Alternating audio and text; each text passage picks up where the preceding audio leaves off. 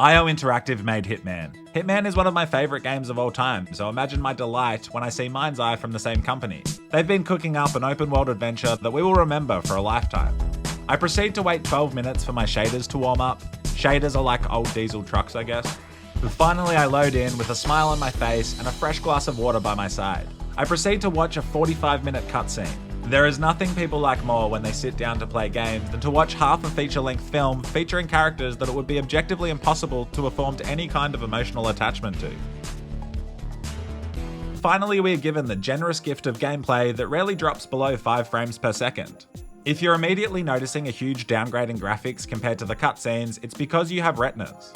I can live with graphics though, I play RuneScape. It's the gameplay that will have you asking if this was made with ChatGPT. Somebody mentioned it feels like one of those games that someone is playing in the background of a movie so they don't get copyright infringements. When you play Grand Theft Auto, do you enjoy getting out of your car? A pretty innovative feature. Well, in Mind's Eye, they have introduced what all gamers have been craving. Child lock, and more often than not, you won't be able to exit your car. This open world game isn't open. It's like that ride from Jurassic Park where the Jeep is on the rails, but instead of a T-Rex trying to kill you, you'll want to kill yourself. I'm getting caught in the weeds, let's go back to the start. Back to when I was optimistic, back to our war. It turns out we're taking a nice stroll to nowhere as a second painfully long cutscene abruptly starts. These cutscenes are not only long, they are also boring. We're watching a guy commute to work on a train. Oh my god, he almost missed it. That would have been embarrassing if he was late to work, I guess. I finally arrive at work and get to commute within my workplace to another place of work. 17 hours into the game and I get to drive my first vehicle. Like any honest gamer, I immediately try and run over civilians, but I fail the commute to work mission for daring to dream. God forbid we have fun. So I drive to work safely, which reminds me of driving to work in real life. I park up and exit my vehicle, except no I don't, the game hates players exiting vehicles, it's just another abrupt cutscene. Awesome, that's what we've been missing, more cutscenes. Time for our first real mission. We get to look at a 3D map that you can't really zoom in on or anything. You sort of just awkwardly shuffle the view around. Awesome, that's what we needed, a shitty 3D map exploration experience. Now that I'm a qualified cartographer, I set off into the world. When I first loaded up the game, this quote popped up saying, "There will be a point where machine learning would evolve past human capabilities." Not today apparently, as this robot can't figure out how to get around the car I parked slightly out of position. I have this little robot vacuum at home that cruises around by itself and it can get around objects no worries. I literally got one of my nephew's toy Jeeps out and got the robot to navigate around it to prove that a 4-year-old robot vacuum has better AI than this game. I drive out on another mission, excited and ready. This game lets me know I can control my vehicle in the air. If you're going to trap a player in the car, you might as well let them do physics-defying barrel rolls. We arrive at our destination and start shooting robots. Do they shoot back? Not even once. Not even an angry look, but you know it's just invigorating to not be in a cutscene right now. This game really does offer the best combat experience of 2003. I drive back to work, get back to my workstation, and then lock in for perhaps the best mission in the entire game. We get to watch a guy in our workplace on the workplace internal camera network. So cool, but as usual, we are abruptly interrupted by a long-ass cutscene. God forbid I get to even just be a glorified mall cop and watch security footage for 5 minutes undisturbed. I love that they just put this intense music behind it to try and make us feel something.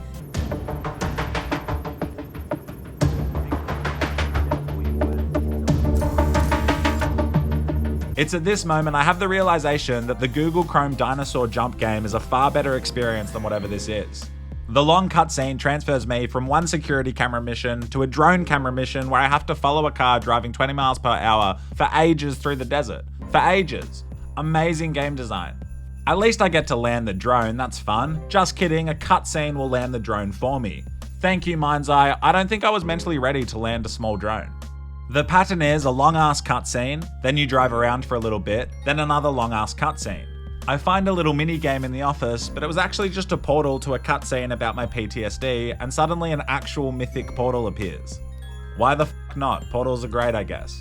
I enter the Nether, but it's actually a flashback to when I was a soldier. Finally, some proper combat gameplay.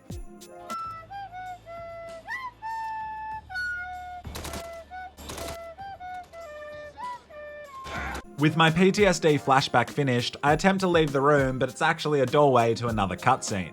This game sometimes feels like a psychological experiment that's testing to see how many shit cutscenes a human will watch before they refund their purchase. I spent an hour making a better cutscene in my GTA server to prove one Australian man and his friend can cook up a better cinematic experience than an entire development studio. Oh, hey there. Hey, Pelly. Hey, I was thinking maybe we could get into a relationship. I think we should just stay friends. Okay, great. Where are you going? I decided to explore the sick open world to see if there were any redeeming features. I spotted a flash red car that you can't steal because that would be interesting. I decided to shoot the place up, but if you kill more than 2 people, it's game over. So what did little Pelly do? I hopped into my car and drove to the objective, which was bloody 4 miles away. I'm not even allowed to break up the drive with a rest stop to ensure I don't get fatigued. I try to hop out and soak in the scenery, but the child lock's been activated. So I drive to my objective and it's surprisingly a cutscene. I then get to give CPR via a mini game inside the cutscene that is basically just Guitar Hero. But instead of playing a hit indie rock song with your pals, you just want to drink several litres of chlorine bleach and take a bath with some jumper cables. This minigame was hard too. I had to put my controller down and use my mouse. The mouse gave me far more control, plus it left one of my hands free. For whatever reason, the game decided that I can now kill as many people as I like. Not sure why, but I shoot my shot. I just walk around shooting everyone. No police arrive, no wanted level, not even a cheeky cutscene, just no consequences for anything you do. To say this game is undercooked is an understatement. If this game was a steak, the steak would still be a cow grazing in the fields, alive and well eating grass. Suddenly, as if the gods themselves coded this moment for me, a rare opportunity for exploration as I'm able to hop into one of the large trucks. This really scratches the boys being boys itch I have, and I prepare to demolish some cars. But then I fail the mission. I abandon the mission apparently, sick. I hop back on Mind's Eye's firm rails and follow the exact instructions. Players hate exploring open worlds on their own, so locking them in a Tesla is an amazing gameplay choice. Nothing like a 5.3 mile drive in an electric car to get the blood pumping. I'm all for electric cars in real life, but in a game there is no ozone layer to destroy. There are cooler cars, sure, but you can't get them because you're locked in a motherfucking Tesla all the time. Anyway, I took this drive as a chance to be young, wild and free. I did some jumps, I ran over some civilians, and then I noticed I was being timed. I put my accelerator down in order to reach my destination on schedule, but ran into a cool real-time world event. Incredibly bad traffic. Like so bad that it's not fun to weave through, it's just classic traffic. I fail because I'm late, caught in traffic. They'll write folk songs about this masterpiece. This game is literally just you driving or walking to a cutscene. Every now and again you will shoot something. In these encounters, you will come up against some of the most advanced artificial intelligence the gaming industry has ever seen. If the Chinese see this, they might get scared of our insane technology and nuke us instantly. It's at this moment in my playthrough that I realised this is the worst game I have played in recent memory. I had a mission where I had to commute to a destination, which is nothing new. In this instance though, I didn't even get to drive, I was forced to be a passenger princess. I'm now child locked in the Tesla and someone else is driving me. As I put down my controller and watched my car drive, where do you think it took me? A, to a gunfight. B, to a clothing store. C, to another car. Or D, to the local weekly Bible study. Trick question, it took us to a cutscene. If it comes out that this game was developed purely as a psychological experiment, I would not be surprised. This cost me 89 Australian dollars. I could have had one small breakfast at a cafe with that $89, or if you believe my mother, I could have bought a house with that $89. This is the worst thing to happen to gamers since lag. The cherry on top of this dumpster fire is that the developers are saying the reviews are only bad because Rockstar Games are using guerrilla marketing to bomb the reviews. Let me enlighten you. They're not. They're busy making Grand Theft Auto 6, a game I can confidently say will let you exit your vehicle when you choose to.